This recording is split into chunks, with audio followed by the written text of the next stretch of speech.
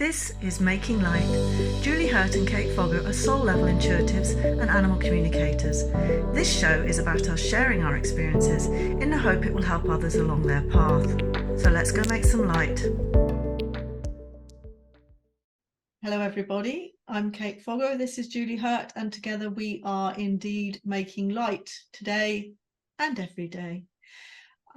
Welcome to our podcast, and today, Julie, I think we are still on the theme of perfectionism, perfection, Yes. perfectionism, and with our favorite negative belief, another favorite. They're all favorites. We love them all. We love all of them equally, some more than others. Of not good enough. This is perhaps, I think this was my first one.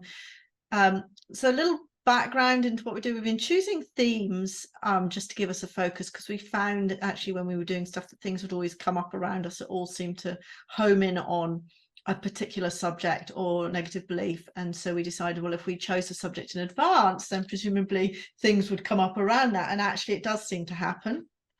And it will happen in our lives and with our clients and stuff, so it gives us lots to talk about. So we decided to choose a theme and then to apply it through the lens of each of the 4 negative beliefs in soul level intuitive coaches, of which Julie and I are both one, if that is correct grammatically. We have 4 negative beliefs. We have not worthy, not good enough, not safe, supported and protected, and not lovable. Julie's, for those of you on the podcast, Julie's hugging herself. And not lovable. So pretty much all negative beliefs or limiting beliefs, whatever you choose to call them, fall into those categories or across those categories. They could pretty much catch everything. I don't think I've come across one that really stands out as different. Obviously, sometimes there is some overlap, but those are the 4 categories that we recognize. So we've been looking at these different traits, good and bad. So perfectionism can be seen as a good thing or a bad thing. Usually how things come up in coaching, they are things that hold you back in some way, and quite often you can have what we call workarounds, and that's really what we think of as a theme, really, because the workaround is a behavior that we exhibit in order not to feel that negative belief. So if you don't feel lovable, for example, you may have a workaround of hiding, but at some point in your life that, you know, holds you back, really. So that's really what we do in soul level coaching. If you're interested in more about soul level coaching, you can look on our respective websites. In the meantime, let's just chat about it. So perfectionism, I'll let you go first, Julie. I have a sort of vague idea of what to talk about. It's a lot of stuff for me. I'm not quite sure how it wedges in, but I'm sure it will one way. As Abraham Hicks always says, we will wedge our message between the cracks. Well, you can't tell me in perfectionist mode that there's going to be cracks, because that's just absolutely triggered me, like thinking, oh no, I'm not good enough, there's going to be cracks. How can there be cracks? I can't. No. I've got a wonderful, I don't think I actually bought the card, but it was one of these things about how cracks are good, because that's the cracked as in cracked people, which isn't really a phrase we use here. I don't know if it's an American phrase, cracked as in a little bit screwy in the head. We say, I know a phrase we use is people refer to themselves as broken. There's brokenhearted and then there's broken people. I don't know. This is more, I don't know. It's a card that says, blessed are the cracked, because that's how the light comes in, or something like that. But cracked, I think maybe it's a very old-fashioned term. Cracked tend to be like, you know, people of questionable mental capacity. Yeah. But I love that. So what, blessed are the cracked, for they let the light in, or something like that. We could just do, I'm just gonna, little tangent. We could do a whole episode on a word and how it gets used positively and negatively, because I just went down a whole cracked, cracker, all this type of thing. That's just like, oh, this is okay. So we're gonna back that bus up. Anyway, so you want me to start with perfectionism and not good enough? Forget about the cracks, Julie. Let's focus on perfectionism. All right. So Yeah, I was thinking this because I usually check in with my guides before we get on camera just to say, okay, give me, can you, what should we talk about? Where should we focus today? What's for the greatest and highest good to focus on this topic? And they actually showed me the inverse to a degree. So like for me, I know that in an effort to help me feel good enough, I will try to do things as perfect as I possibly can. And on the inverse, when I believe that there is no way for me to feel good enough, I won't even try. Mm. So I've had both come like and it's almost like, and I'm not saying this is true for the people that would have this, but how like people that are really smart and then they go to school, but then they don't necessarily do well in school because school isn't necessarily suited for them because it doesn't really engage them on all levels. And I'm not saying that that's actually what's happening here as far as like the perfectionism, but it's kind of like that. If I can see if something's not really tripping my trigger, or the people involved to me are on such a higher level according to my own judgment, which is looking through my lenses of negative beliefs of not being, my big one's not worthy, not being worthy, or even not being good enough, I may not try, because if I even try and put myself up there and it's less than perfect, oh my gosh, I've just opened myself up for a whole lot of shite, as you What? like to say. Say what? But that's just it. That's as far as the ego goes. A whole lot of ... But what are you holding yourself open to? What do you think would happen? I'm just playing with you now. Oh, I People think, never actually think that far ahead. It's like fear quite often is quite limited in that we just go, and that's as far as it goes. You don't actually think it through. What would happen? well, it's like I create a story. So there's a thinking through, but to me, it's all fiction based, Yeah. right? So I think they're going to, like, for example, let's say I was in like a lasagna cook-off. I am actually really hungry for lasagna of late, because I'm not supposed to have dairy, meat, flour. I mean, pretty much everything in lasagna. So I've been a little bit obsessed with it of late because I can't have it. You want what you can't have. And it's We're gonna driving have me to mad. call this, we're gonna have to call this the lasagna papers or something. Lasagna, yeah. So say like I have an opportunity to be in like a lasagna cook-off. And I like the recipe that I have, and I'm happy. It makes me happy, right? It brings comfort and joy and all that type of stuff. But man, if I were to go up to what I would perceive as like Stanley Tucci in The Big Night, if you've never seen that movie, that's another culture where he's a restaurant owner, or Tony Shalhoub, who's the other actor. Anyway, these guys like create this huge feast. Or if I were to go up against, I don't know, other favorite chefs of mine, or even just somebody else that whose cooking I appreciate, and we were all to come with lasagna, I would just be like, oh, mine's just going to be like, mine uses like Midwestern Depression era type, because it's my grandmother's, right? So it's like Midwestern Depression era ingredients, like cottage cheese instead of like ricotta or whatever. Like the way that I was taught lasagna was, back in the 1930s, 20s and 30s kind of lasagna, yeah. And so I would just be like, okay, well, maybe I'll put it together. No, I think I'm just going to call in sick.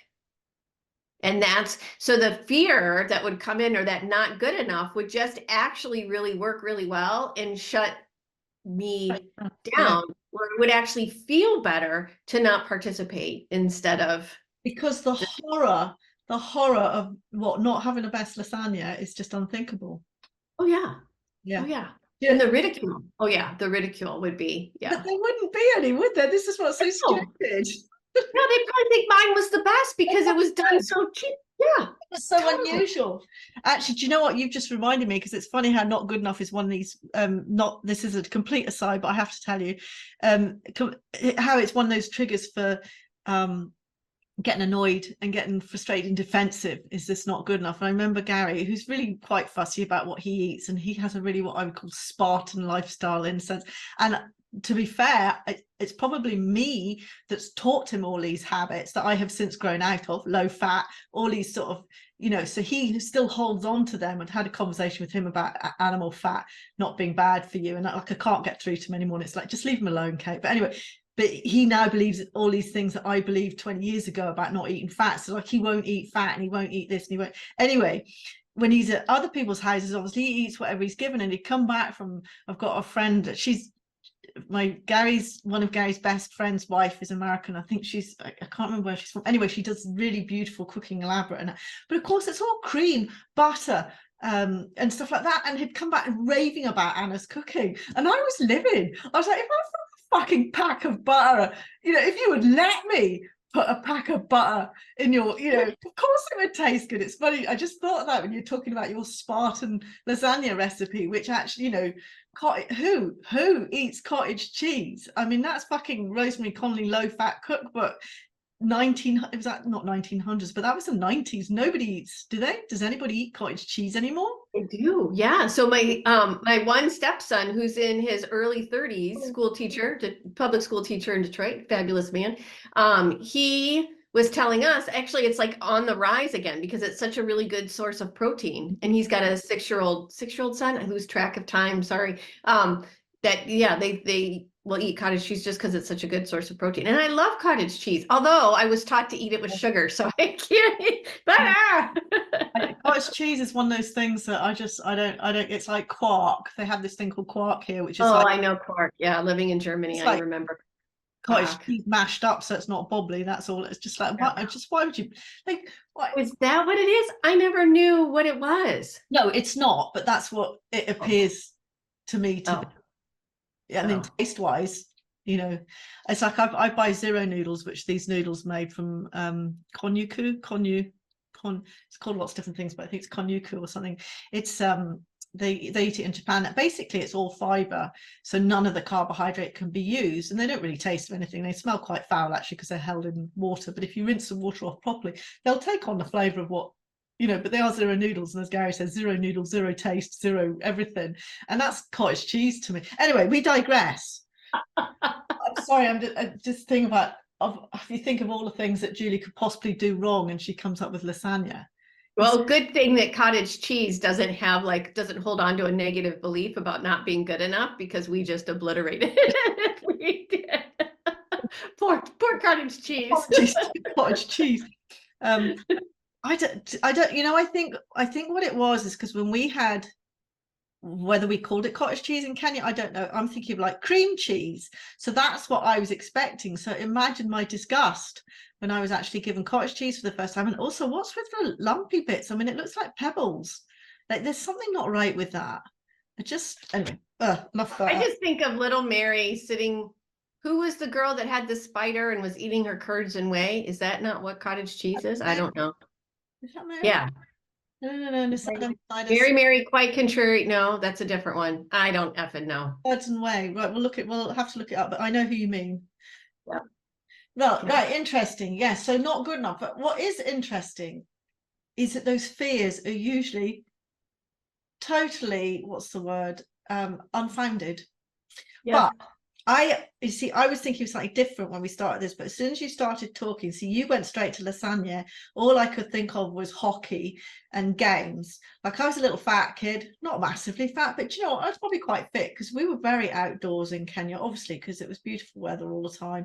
But we used to have 2 or 3 hours of games every day. So it was either PE, which would be athletics, long jump, short. I didn't mind those sort of things because there wasn't a lot of running, but they would be do cross country for hours, or we were playing hockey, and again netball I was okay, but hockey, you know, and I was shit. I was with in my experience, and I think this is borne out by sports all over the world. A lot of the African native if you know, obviously there was, but racially they were fucking brilliant at all sports. I didn't get a little fat white kid. I didn't get a look in, right? So I just didn't bother. I did not bother because it wasn't even about being laughed at. It probably was a bit about being laughed at. Kids can be quite cruel, but I just didn't bother. And I have told myself, all my life that I'm not competitive, because I will not engage. And it's like, you are competitive, Kate. You just won't engage because you don't think you're going to win, or you're not even going to come close to winning. So why put yourself out there? I mean, I ended up running around the hockey pitch anyway, because I'd always be hunting out macadamia nuts and trying to smash them with my hockey stick, or chatting or whatever. But I mean, they were ruthless at our school. We used to have to go running every morning before school. They used to have us running around the coffee plantation. So, you know, I must have been quite fit. So it wasn't even that. I just hated it. So I wouldn't have engaged at all in anything like that. So I don't like sports. I don't like games. I'm not interested. But that's a huge protection mechanism. Yes. Good enough. Yeah. Yeah. Of just shutting down, which and the other thing that I was thinking that the guides were sharing with me today is like the other ways that you shut down, to some degree, this workaround, but it's actually not shutting it down. It's actually a different extension of it. It's when I do something perfect, we shall say, everybody does is perfect because you're doing the absolute best you can. But when I do something perfect, and then I get complimented on it, I actually will do everything to not accept the compliment. Oh, like, oh, oh, Julie, I really love that sweater. Oh, well, you should see the deal I got on it. Or, oh, Julie, your lasagna is fantastic. Oh, no, it's got cottage cheese in it. Like I would just totally, no, I won't accept a compliment, which is another form of like, because because I don't feel good enough. And even though I tried my absolute best. So there's a couple of things happening right there from a workaround perspective. Yeah. Again, I agree wholeheartedly, and I think that's a great word. Is that juxtaposition of all this is without knowing consciously that I'm trying to be perfect, which I'm, because actually what had come to me before we came on, rather than hockey and sports in general, swimming was okay. I was quite good at swimming. Was being at work again in my corporate environment. I would never have thought of myself as a perfectionist. But if we talked about this being more Craig last week, but if I was ever, God forbid, criticized for something that had not happened, or there was some question about it, or it could have been done differently, I mean, I can feel it in my stomach as I say those words. I feel this dropping in my stomach of, oh, like I've made a mistake. What do you mean I've made, and it's like, big fucking deal, Kate. You made a mistake. Get over it. I mean, I think, to be fair, in the environment we were in, I probably hadn't made a mistake. It would have been, but I'm still justifying, still saying me fucking wasn't me. It was the environment, sir. And I think even I got told off working in a bar. Can you believe? Working in a bar, because I always had an answer for everything. Because if someone said, because I would go into the bar, and to me, the customers were secondary, really. I was there to tidy up. That was my mission when I worked behind the bar, because nobody else would tidy up. They would serve customers. Nobody, I'd get a whole fucking system going so that the clean glasses went here, they'd go in the machine here, the old lemons would go there, the drip trays went there. I'd wipe all the shelves. I'd be working my way. God forbid anyone needed a drink. I would be working around the bar doing the deep clean as I was working, because that was sort of, and someone once, I think one of my bosses sort of went, oh, you've always got a fucking answer for everything. And I can remember standing there and feeling a flush of humiliation. He'd made some comment about, he had said something about why hadn't I done X, Y, Z? And of course, I had some fucking grand plan of how we were going to renovate the bar. So I had come back with this, well, it didn't, because, I was working in a fucking bar. All I needed to do was pull up, smile, which I wasn't very good at. No good at smiling at people, but but I can feel that flush even now about something I can't remember, which would have been a mild observation of something I might have done differently, and I'll be like, but I'd have this whole grand plan, and to feel that humiliation over nonsense is just nonsense. And even talking about it, I can hear that defensiveness in my voice. What, a mistake? Are you mad? I don't make mistakes. Why? I know mine is, because God forbid my mother had a look in to anything, I guess that's it. For growing up, I was always in trouble for so many things that I didn't do. but the horror of actually being caught out in something I did do wrong. So I think that's where mine comes from. We've all got different stories, but just so much wasted time, Julie, so much wasted energy. I know. You know what the guides are flagging in your story is how not only did it trigger your negative belief, but the owner, his negative beliefs got triggered. So in an effort for him to feel good enough, he had to put you in your proverbial place. And so, and I'm not saying that they're like saying like, okay, now say this part is what they're like, so we're not saying that to judge anybody. And in any of our sessions, right, when we look at what we call influencing factors of people around us, in the moment that the negative belief takes root, we're not judging, we're just looking at what's going on so that we can better understand them and come at them from a place of, well, understanding, but also compassion. So when so the bartender, the owner, said that to you, say what? Oh, manager. Okay.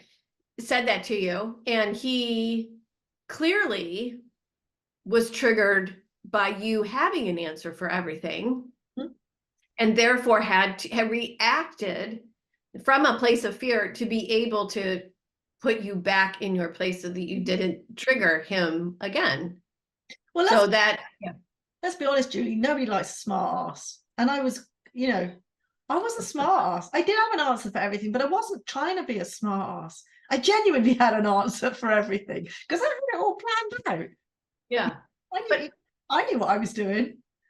Yeah. Well, I will say I do like a smart ass in like a TV show. Like when I look at, our dear departed Matthew Perry as Chandler in Friends, he was a smart ass in Friends. You watched Friends, right? I did. Did I know he died? Is this recent? Yeah. He died in October. Yeah. Because I remember looking him up recently. What happened to him? Because we saw a film not that long ago and he was in it as a big fat army general or something, or a politician. Not big. Oh. Sorry, listen, that's judgment. Here's you saying we're not judging. I am judging, judging all the time. There's a little bit of me that is always on high alert to judge people. I'll take all that back. He looked very different. Not surprisingly, because it was about 40 years ago. Oh, well, yeah, okay. And don't forget the second part of the title of our show is Two Humans Being. So yes, we try to make light, and at the same time, we're also two humans just trying to be. So anyway, we do like a smartass because we love it when in the moment they can come back with the perfect line. So we love watching that on like the two examples I can think of are Chandler and Friends, as well as anything that transpires for the most part on The West Wing. That's another story. Oh, or anything written by Aaron Sorkin. He's really good at writing smartasses. But when we're in a real life situation, and because the other reason why we like it is because when we walk away from a situation, we rewrite that scenario in our head with the comeback that we wish we would have had. But so yeah. I agree, but I'm trying to think because there's something ringing in my head and I can't place it. But I suppose it would be being a manager later in life and having to work with somebody who always had a fucking answer. It's annoying. Like it isn't. Totally. It's like because, and I get it now because I'm missing the point when I answer back. Like I'm sort of missing, I'm not listening, or they think I'm not listening to the message. Actually, I just think I'm smarter than them. I've heard the message, digested it, and have an answer. But when you're the person trying to, not discipline somebody, but coach somebody into, the last thing you need is someone who's got an answer for everything because it feels like they're not listening and they're not taking it on board. So I've been on both sides of that. I was a smart ass, but that's okay. I can love good. I would encourage that smart, I would encourage that smart ass even more today. Why? Because it takes down the patriarchy. No, we're not going there today. No, but let me tell you this, right? So when I first became a manager, my then manager, Andy, he was lovely, Andy, and he was very like he trained to be a counsellor as well. So, he was a good manager. He was a really good manager. And when I became a manager and, you start having to listen to people and understanding and I'm very good at all of that, but it can be exhausting. Like you never get to your day job because managing people is tiring, as you know, Julie. And I remember when he'd been off sick, so I was really thrown in the deep end because I suddenly had all these reports, all my reports and all of his reports and all of this, and I was trying to deal with all these egos, and he had all of that. And when when he was back at work, it was probably a year later or something, and I just remember saying, God, it's fucking hard, this, isn't it? And I was like, so Andy, who was your most difficult employee? And guess who it was? You. Yeah, of course it was. Because I was a manager, he's able to tell me that. And I was like really crushed. I was like, what do you mean? Like I'm so perfect. But it's because I ask awkward questions. And I'm a smart ass, and I'm difficult, and I won't let things go because they're important to me. So he said it with love, but he still said it. It's like, yeah. Yeah. Well, I think when you said that, I'm like thinking of people that worked for me that were difficult, and for the same reasons that Andy said it to you, they were difficult for me. And at the same time, they also taught me so, I mean, looking back now, right? They taught me so much, and I wouldn't have changed a thing. I wouldn't have changed a thing. It's aggravating and frustrating. And then, you know why? The only reason why they were aggravating and frustrating was because I couldn't make it perfect for them. Yes, I agree. Because as a manager, when someone has a problem, and both of us are the type of people, we want to fix it, we want to make it okay, and you can't. There may be things you can do, but quite often these are just personality things that they're just going to have to suck it up and get on with it. You can't make it okay, and quite often it's company policy. I'm sorry you haven't had a pay rise for 10 years, suck it up, mate. So yeah, like the last place I worked, meaning, well, okay, the last place I worked on a payroll, we really needed to shift the culture of the company, and really needed to shift the way that we looked at not only specific revenue streams, but also how we treated people and engaged them and allowed them to lead and do their own thing, because doing their own thing would have helped increase the revenue for the company. In my humble opinion, which was never bought off on by the executive leadership, sadly enough. And we could go into that, but we're not going to. Anyway, but I had a whole team of people who could see exactly what I was seeing and wanted to do all of that. And because we couldn't make the changes, and I couldn't, no matter how much I tried to be that pointy end of the spear, and you can see the bloodied imprint of the brick wall I was constantly pounding my head on. And eventually then I lost my job because of it. Anyways, because I couldn't fix it and I couldn't make it perfect for them, it was just constantly triggered. And yeah, it was just a never ending spiral, and the stress that it caused, which then, really impacted my health. And so many other things. Like I look back now and I'm like, I mean, I learned so much, but I'm like, oh man, if we could all it's a hard do journey. that too. It's Mhm. such a hard journey. But I think like that, like I think when I don't really become aware of how big this is for me still until I have cause to complain about something. I hate people that whinge and moan about, I mean, customer service in Scotland's not great, to be honest, and we sort of and I've tried to stop complaining about stuff like that. And, Gary will still complain about stuff, and I try not, but every now and then something will happen. And then I realize, like, I don't give an inch. If somebody, if somebody fucks up, depends what it is, of course. But if I'm at the receiving end of bad service, or something slipshod, or emails that get sent out from the council had, because the council, I'm sure they're already overworked and everything, but like going through this licensing process and all that, like, for fuck's sake, my tolerance is zero. I go straight to, well, you're a bunch of useless assholes. I mean, the good thing is I won't actually say that anymore, but it still goes on in my head. And I suddenly realize how totally and utterly intolerant I am of anything less than perfect. Just, how dare you send me an email with spelling mistakes in it? And actually, I still feel strongly about that, even though I'm even looking at this with the eyes of love. It's, that starts a whole story about what happened to education. Doesn't anybody, you've got a fucking spell checker now and you still can't get it right, and people who don't put apostrophes in the right place, and all of this stuff, and the moral decline of the country because nobody knows how to write anymore. It's all still there. And that's because I've been holding such a high bar all my life, because if it's not perfect, it's just not fucking good enough, Julie. It's not good enough. And that's deeply entrenched in me, that I hold other people to that. I try really hard not to. I do try. But every now and It's then hard. it sneaks out. It's so hard. Like that's you raise a really good point, because now I'm being reminded of putting, like, I have had the tendency to put people on a pedestal and look up to them. And then the moment that they show that they are human, I'm severely disappointed. And, and Brad always cautions me, don't do it. You're starting to do it. You're starting to, like, it's almost like I worship them and then they cannot do any wrong. And oh my gosh. And he's like, they're human just like you are. They're human just like you are. And my dad would always say, they put their pants on the same way you do. And I'm like, yes, I know, but this stuff.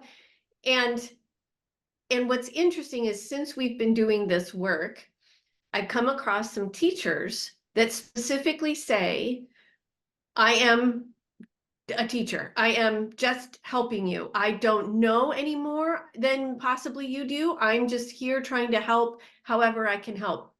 Do not, like, I have one teacher that specifically says, do not put me on a pedestal, because I'm learning too. And the more experience that I've had with animal communication as well as intuitive coaching, and I see how much these stories impact all of us.